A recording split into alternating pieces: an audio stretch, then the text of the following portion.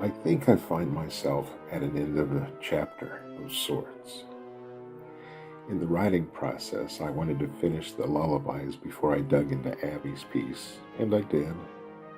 In the real world, I needed to get Abby's wedding piece finished. I did, and I love it. It's ready for her to use as she likes. With obligations met, I have a bit of free time to... Just a side note, speaking of the real world, I talk of obligations and deadlines and things needing to, no, things must get done. These are all crazy bullshit notions floating around in my happy little world. None of it is real. None of it means a thing to anyone but myself, I suspect. It is my happy little world, though, and it keeps me sane. Well, not so fucked up crazy, at least. Anyway, with obligations met, I have a bit of free time, so to speak. There are a handful of songs that fall into that lost category that really need to be relearned and re-recorded. To hear her voice is one of them. I've also had time to think on the events of the past year and the effects it has had on all of us. Everything aside, there has been loss and changes that, if you're lucky enough to still be around, we have to accept and learn to live with. You know what? Skip the reflecting back on this edition. I'll save it for the process for Abby's tale. That's where it belongs.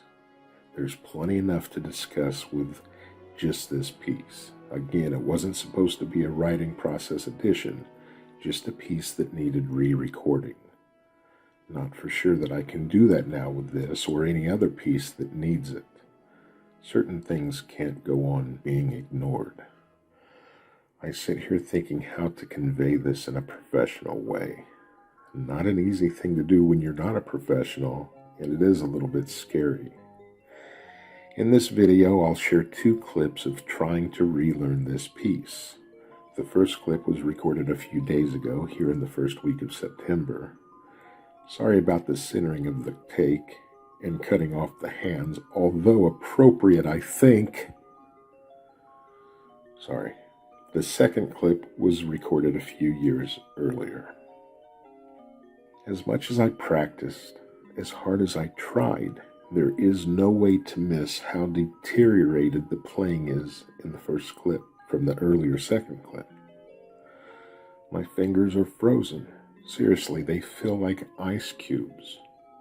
You think you'd be able to see the sharp pain of knives sticking into your wrists, but you can't. Tomorrow I go in for some tests, an EMG and some sort of nerve conduction study. Hell, I don't know. They may be the same thing. As with most of life, hope for the best, expect the worst. I'm sorry this writing process was such a pity party. I promise, good vibes to come. Still, enjoy the playing.